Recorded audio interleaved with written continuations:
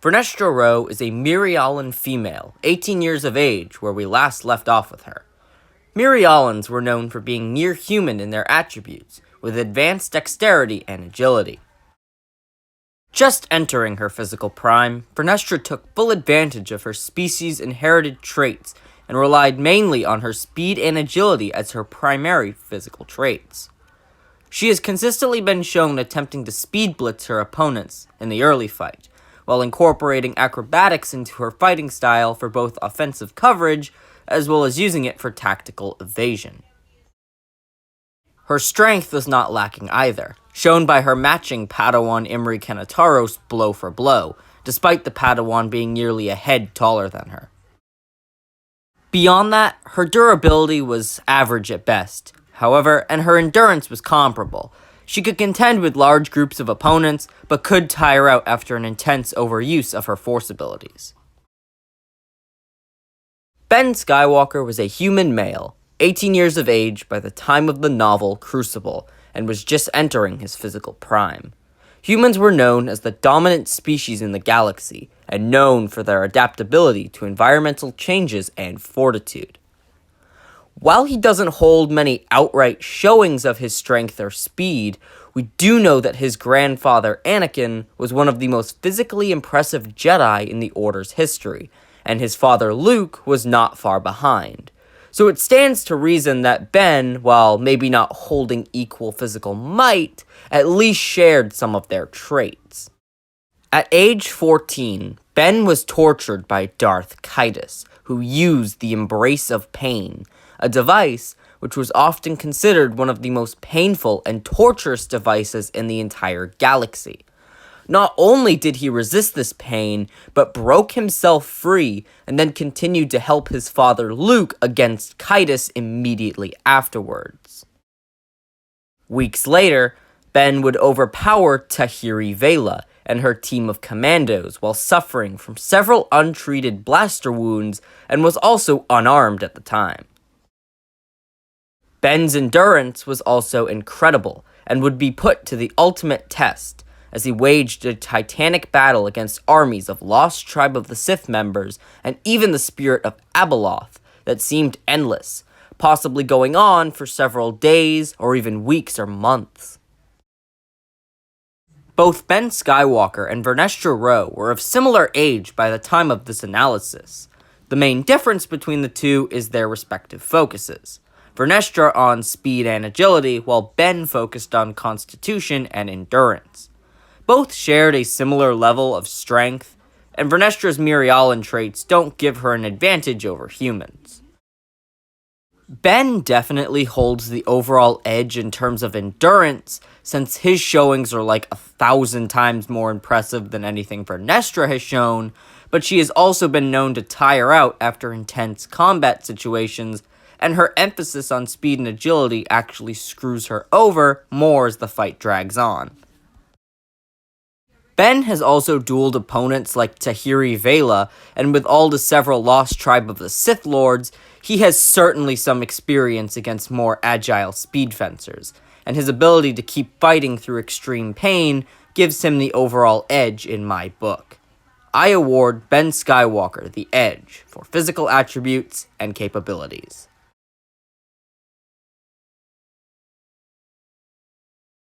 Vernestra Rowe, despite living in an era mostly of peace, was a skilled martial artist and stood out as a young talent in her own right. Vernestra has outright stated that her technique is based off of the one used by Grandmaster Yoda. Couple that with her speed and agility focus makes it very clear that Vernestra was a specialist in Form 4 Ataru, an acrobatic, offensive-based form designed for the user to use their entire body as a weapon, specializing in speed and agility. However, when talking with her old friend Reath Silas, she mentioned the fact that her technique took bits and elements from other forms, and with everything shown in her appearances, makes me believe that she used Ataru as the backbone of her technique, while implementing elements of both Sorisu and Shien into her style. When fighting offensively, Vernestra enjoyed using her speed to her advantage, throwing herself at the opponent with a flurry of quick speed-based attacks and throwing the opponent off guard, while occasionally implementing physical strikes into her sequences, yet another core part of the Ataru style. The best analog for her overall style would have to be Ven Zalo from the Deceived cinematic trailer, being an absolute speed-based blitz fighter. While she has used force-based attacks in her lightsaber sequences, she has only ever done this against blaster assailants and not other duelists. When fighting defensively, she focused on the tenets of Surisu, planting herself to the ground and becoming immovable until she could find an opening in her opponent's technique. Lastly, Vernestra modified her lightsaber with the function of transforming into a light whip. She has used this weapon to disarm Imri Kanataros of his lightsaber and has wielded it in a more freeform style to deflect blaster fire. She uses this form of her weapon mainly as a surprise option or as a trump card to overwhelm her opponents, and usually did not employ it until the last moment. The first duel we see Vernestra Rowe being depicted in is her confrontation with her future Jedi Padawan, Imri Kanataros. Vernestra matched him blow for blow before quickly ending the fight by disarming Imri of his lightsaber by using the light whip function of her weapon. The main things I want to address in this particular fight is that Vernestra was never going all out against Imri. Her goal was to pull him back from the dark side and not kill him, and even so, she won with little difficulty. Add to the fact that Imri was actually being strengthened by his new dark focus. Her second fight was actually a sparring match between herself and her old friend Reath Silas.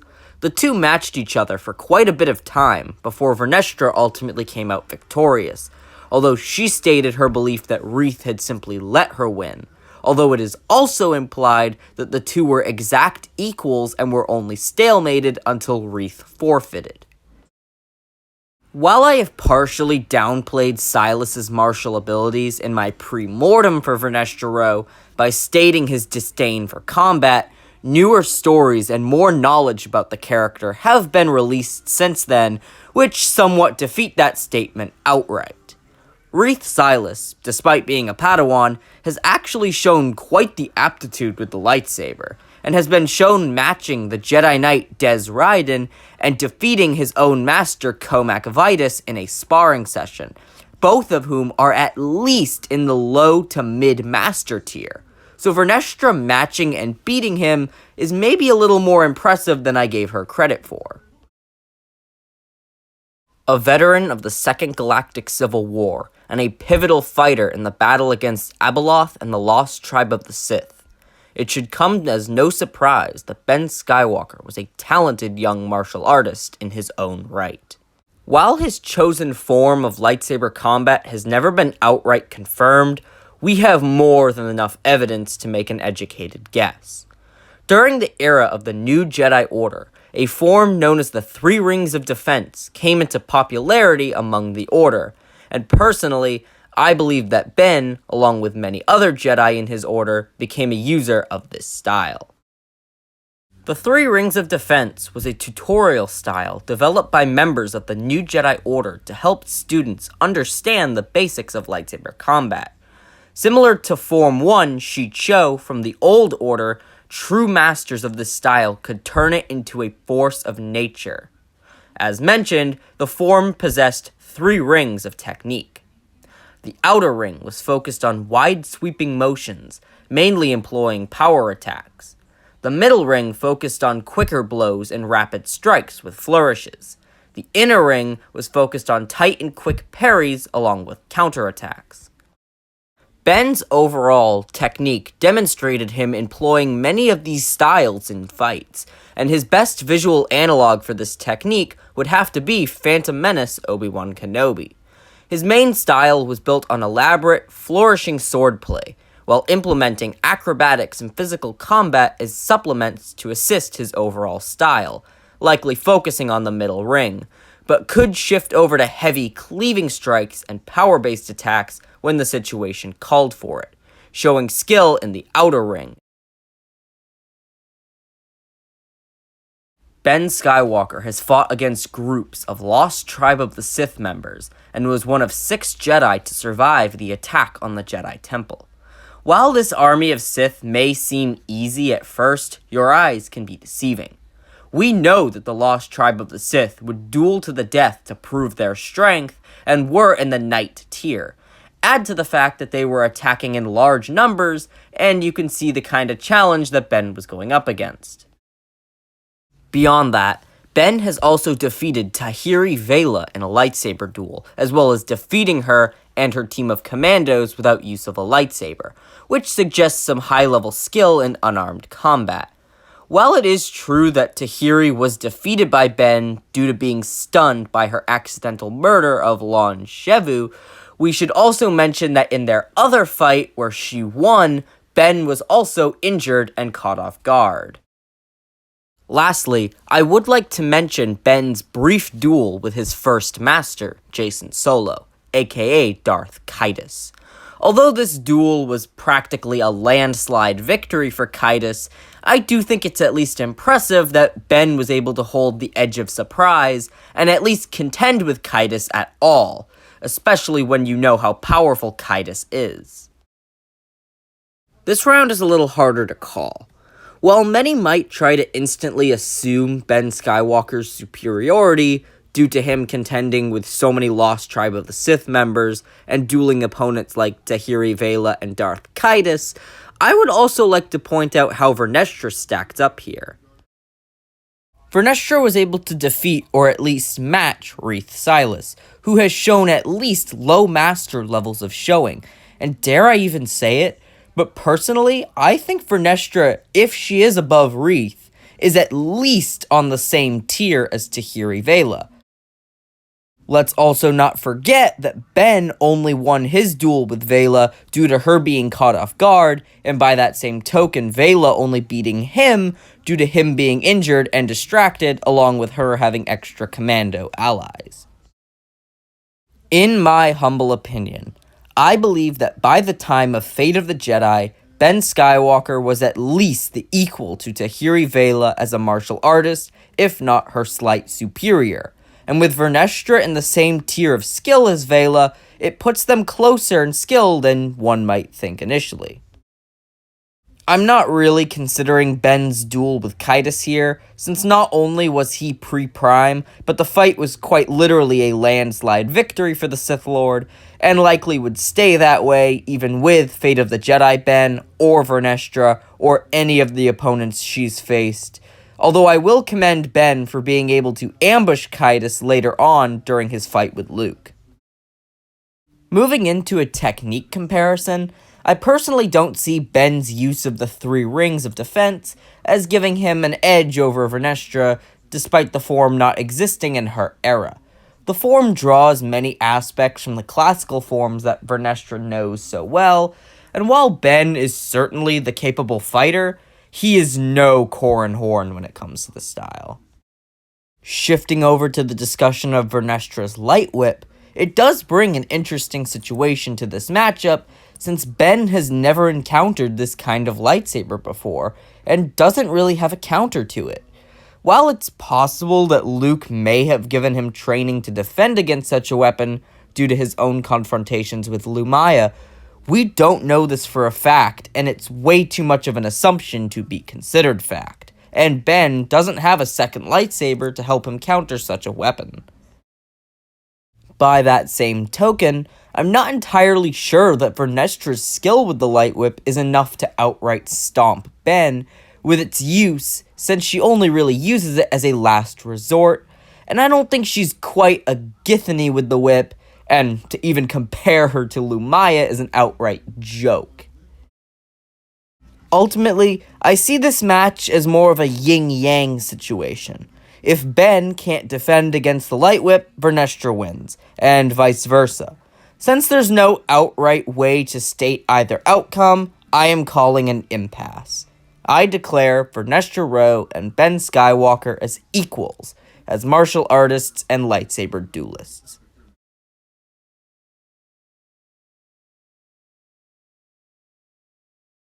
Not much is known about Vernestra Rowe's overall considered potential in the Force, but seeing as she was knighted at age 15, she was surely pretty powerful with her gifts.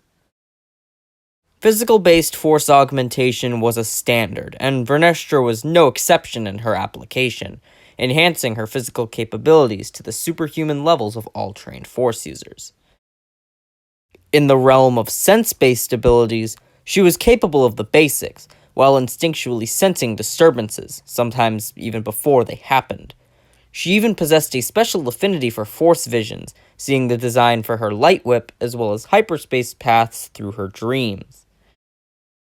In terms of her telepathic skills, she has been shown assisting her apprentice Emery clear his mind after he was mentally overwhelmed with emotions, alongside both Reek Silas and his master Comac Vitus, and beyond that was capable of the standard Jedi mind tricks. In the realm of telekinesis, she has been shown casually lifting large boulders, holding a broadleaf over her head to protect from acid rain, and even instinctually deflecting said acid rain from hitting her, although she couldn't keep this act up for long. Beyond that, she has casually employed Force-based pushes and shoves against opponents, and completely overpowered Force wielders of lesser strength than herself with telekinesis. Surprisingly for someone her age, she was capable of the deadly Force Crush ability, and even more impressively, was able to use it in a creative and supportive manner to crush various pieces of debris to use as a shield for a broken airlock. While her active Force barriers were highly capable, at one point even shielding a small starship from asteroids, her passive barriers were easily broken. Last but not least was Vernestra's gift with Force Stasis. She was capable of completely halting both people and vehicles from being sucked out into space. Quite an impressive display for someone so young and inexperienced. The son of the strongest Jedi in galactic history. The grandson of the strongest Force sensitive in history, and the product of the most powerful bloodline in galactic history. It should come to no surprise that Ben Skywalker would grow up to become quite the powerful Jedi Knight.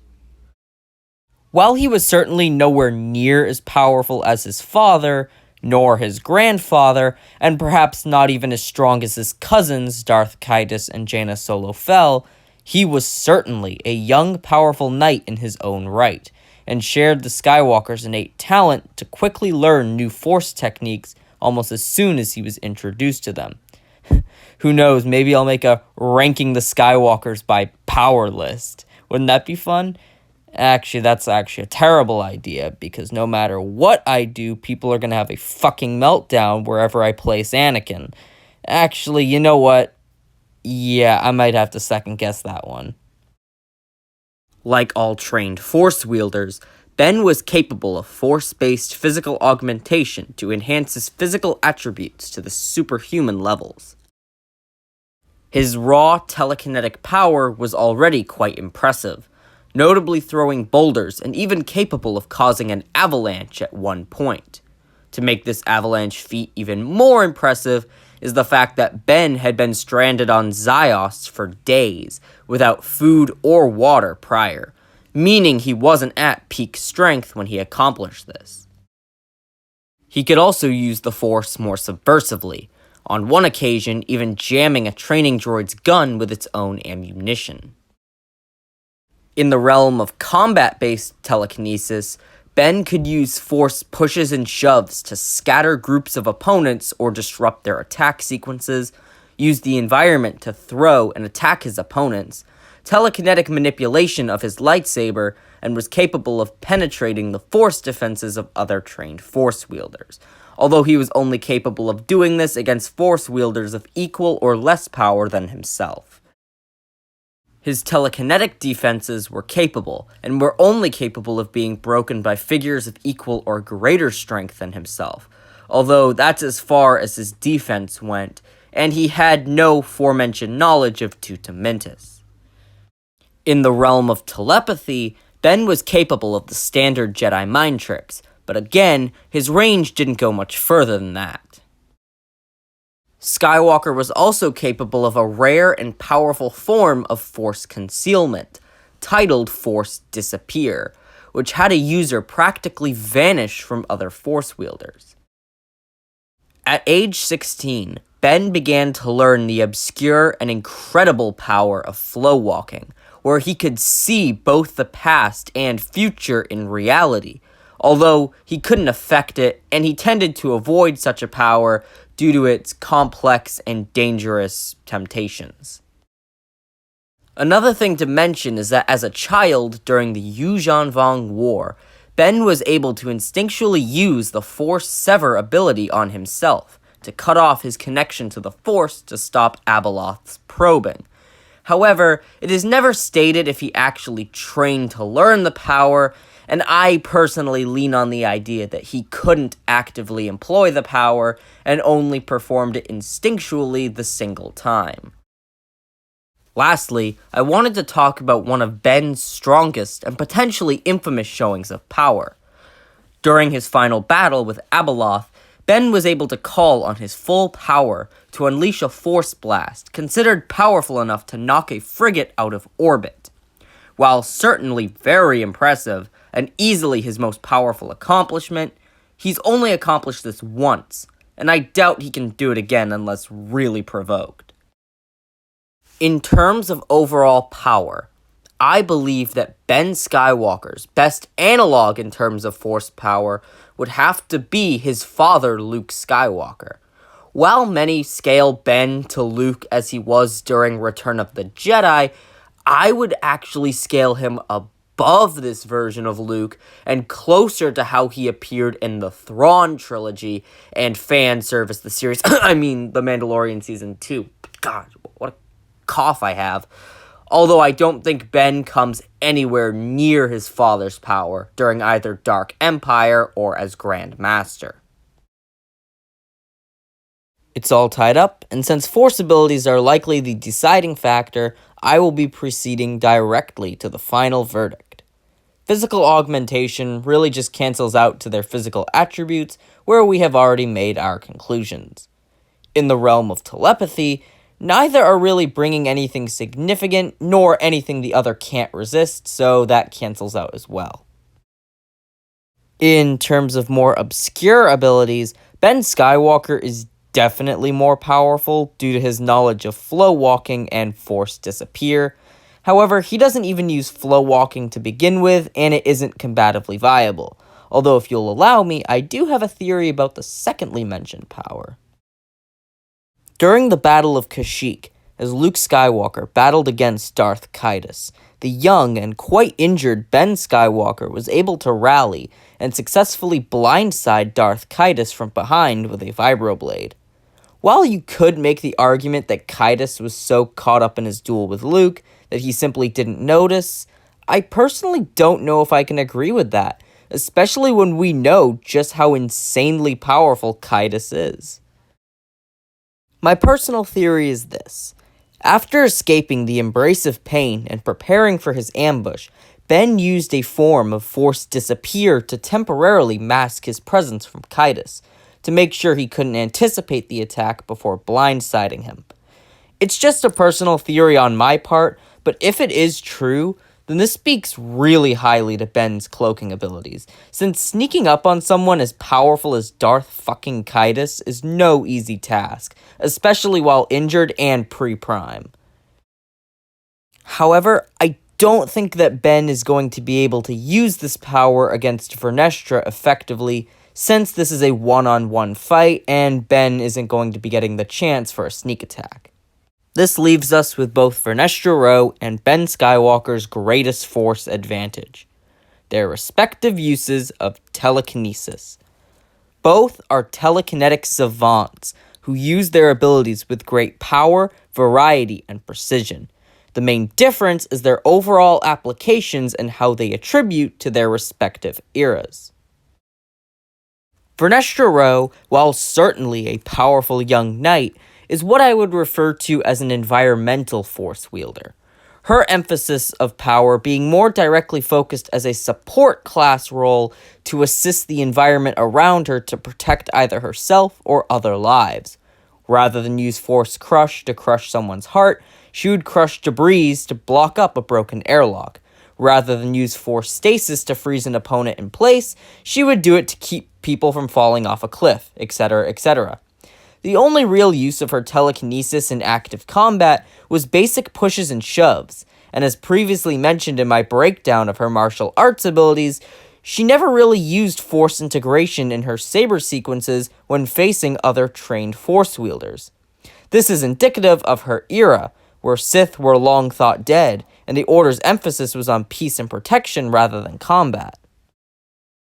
Ben Skywalker, on the other hand, uses telekinesis more combatively, wielding his power broadly and with the effect of eliminating opponents both in groups or in single combat. This is indicative of his era, since he was literally born during a galactic invasion, and then the Swarm War happened, then the Second Galactic Civil War, and then the Abeloth Crisis. All this in mind, I would have to say Ben Skywalker's advantage is as solid as it gets, and our verdict becomes clear. The fight between Vernestra Rowe and Ben Skywalker would play out in a similar manner to the duel between Obi-Wan Kenobi and Darth Maul at the tail end of the Duel of Fates, with Vernestra standing in for Kenobi and Skywalker standing in for Maul, which is actually kind of ironic since I previously said the best martial analog for Ben was Phantom Menace Kenobi. The two would be equally matched as swordsmen, coming at each other with everything they had in an epic display of skill and fury, employing all their tricks, before ultimately Ben would fall back to his greater use of the Force, and Vernestra's stamina would begin to wane due to her overuse of agility and acrobatics, and her defeat would be assured. I declare Ben Skywalker the victor. And that is the Versus video.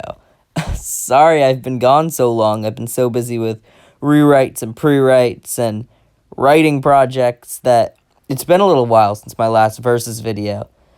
This video was definitely an oddball to make, since not only are we introducing an entire new era of characters to the Versus series, but Ben Skywalker is also a pretty obscure character in the Versus series. Not a lot of people tend to use him, so I decided to challenge myself and make probably the most obscure matchup on the channel, but one that was entertaining for me nonetheless, and hopefully it was entertaining for you. I still have an Avar Kriss vs. Darth Plagueis video I promised you guys.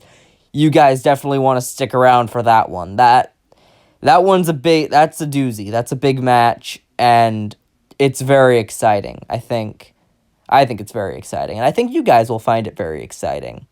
And yeah, if you guys want me to, maybe I'll do that ranking the Skywalkers video I was teasing about. Although I'm only going to do it if you guys are civilized. I'm not going to make the video and have, like, half the comment section be Anakin fanboys whining at me for placing him literally anywhere on the tier list. Or not list, ranking. So you guys got to be like Obi-Wan Kenobi. I want no blasters in the chat, only lightsabers. And another thing I was thinking about was, I'm thinking about doing a Q&A for each Versus matchup. Similar to the Evanova 95 channel, leave questions in the chat, and maybe I'll do like a Q&A video for all the questions and constructive criticism about this particular Versus series. So yeah, I've been your host, Dimon360. I'll see you guys next time. Peace.